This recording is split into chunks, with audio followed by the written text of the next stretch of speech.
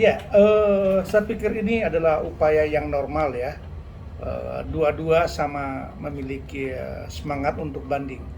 Yang pertama, Nikita Mirjani melakukan banding terhadap putusan hakim di mana yang tidak menganulir pasal 27B.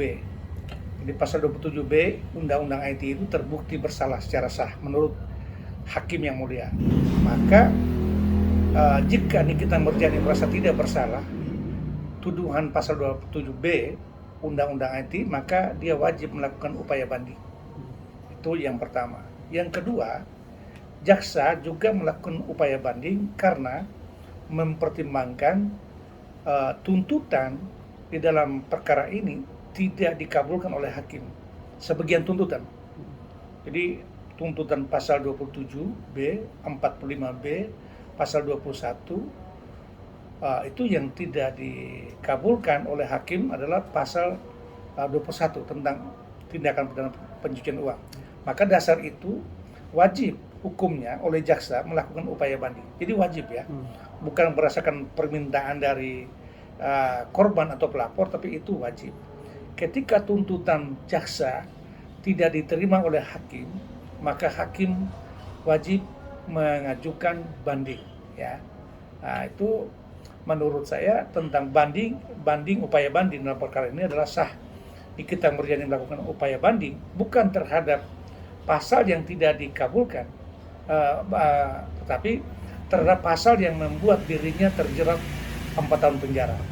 Sementara jaksa mempersoalkan tentang hakim yang tidak memberikan pertimbangan dengan penerapan jaksa itu pasal 21 Undang-Undang pencucian money laundering ya, money laundering. Ya. Oke. Saya tanggapin berkaitan tentang upaya banding ya. Sebenarnya jaksa juga bukan suatu upaya yang sia-sia. Karena dalam perkara ini tidak seluruhnya ditolak oleh hakim. Ya, sebagian dikabulkan, sebagian ditolak oleh hakim. Oleh karena pertimbangan hakim dalam tuntutan tindakan pidana pencucian uang itu tidak terbukti secara sah.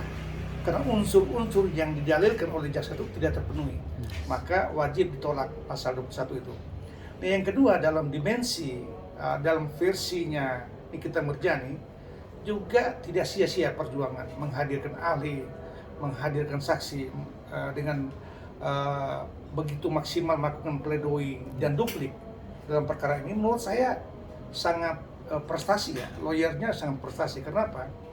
Terbukti ahli-ahli dan saksi itu dipertimbangkan sebagian, termasuk pertimbangan menganulir tindakan pidana pencucian uang.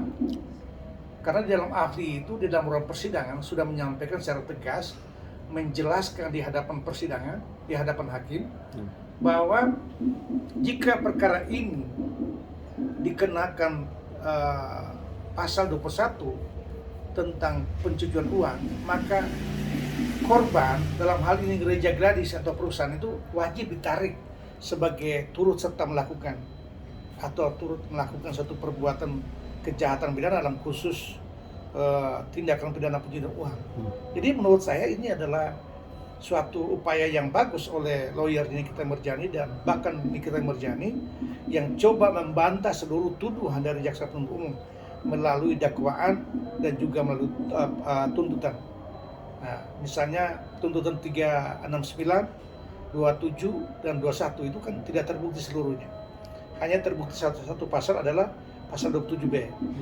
Nah, berkaitan tentang penerapan hukum, sejak awal kami mengkritisi secara keras di dalam ruang publik ya. Kami menyampaikan bahwa perkara ini dipaksakan, baik penerapan tentang pidana umum yang diatur dalam KUHP maupun penerapan terhadap undang-undang pencucian money laundering ya, tindak pidana pencucian uang. Dan ini menurut kami terlalu dipaksakan oleh jaksa. Apakah ini bersumber ilham dari hukum secara praktek yang dipaksakan diterapkan pasal ini, atau memang faktor lain? Ini yang menjadi perdebatan dalam ruang publik. Terlalu dipaksakan dalam kasus Nikita Mirjani ini dengan penerapan pasal 27B, pasal 21 Undang-Undang Tindakan Pidana Pencucian Uang. Ini menurut kami tidak wajar. Dan terbukti di dalam persidangan itu hakim hanya mengabulkan satu tuntutan, yaitu tentang pasal 27B dan pasal 21 dan 69 dianulir.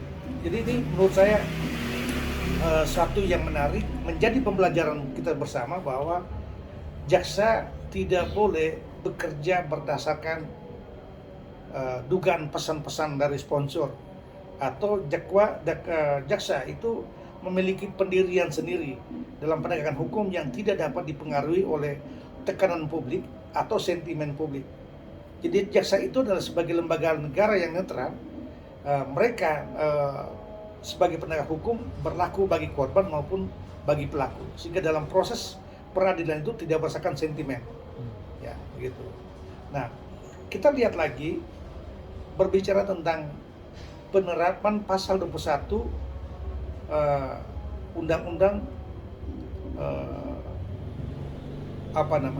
money laundering ya. Nah, kalau kita melihat dari undang-undang money laundering atau tindak pidana pencucian uang, harusnya berangkat dalam persoalan-persoalan yang serius, misalnya dalam kasus tindak pidana khusus korupsi ya.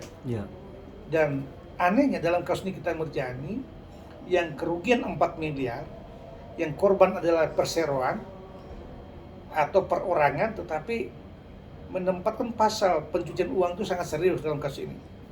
Nah, ini menjadi perenungan bagi jaksa penuntut umum bahwa hukum itu secara desainnya harus dipertimbangkan dengan peristiwa konkret. Artinya pasal itu tidak bisa berdiri sendiri, harus dikaitkan dengan perbuatan itu memenuhi unsur atau tidak. Kalau tidak memenuhi unsur, tidak perlu dipaksakan pasal-pasal itu. Dan pada akhirnya memalukan jaksa sendiri ketika hakim menganulir atau hakim tidak mengabulkan apa yang dituntut oleh jaksa penuntut umum. Seperti itu. Oke, Bang, mungkin terkait dengan kita bicara soal masih tetap soal banding nih kita nih. Kalau dari pengalaman Abang mungkin sebagai praktisi hukum, mungkin seberapa besar sih Bang ketika seorang terdakwa sudah divonis dan ingin mengajukan banding, mungkin untuk presentasi keberhasilannya itu seperti apa Bang kalau saya pengalaman? Saya sebenarnya tidak sepakat terhadap upaya banding, tapi itu kan kembali hak terdakwa maupun hak penasihat hukumnya. Karena menurut terdakwa itu benar-benar dia tidak melakukan satu kejahatan pidana yang dituduhkan oleh jaksa dan yang divoniskan oleh hakim. Maka dari spirit itu dia melakukan upaya banding. Tetapi upaya banding itu kita harus mempertimbangkan kembali. Karena di dalam banding itu berbeda dengan PK. Kalau dalam peninjauan kembali atau upaya hukum luar biasa, ketika dilakukan peninjauan kembali, hanya dua kemungkinan. Hakim itu mengabulkan permohonan PK itu dengan membebaskan Nikita Mirzani atau tetap mempertahankan 4 tahun penjara.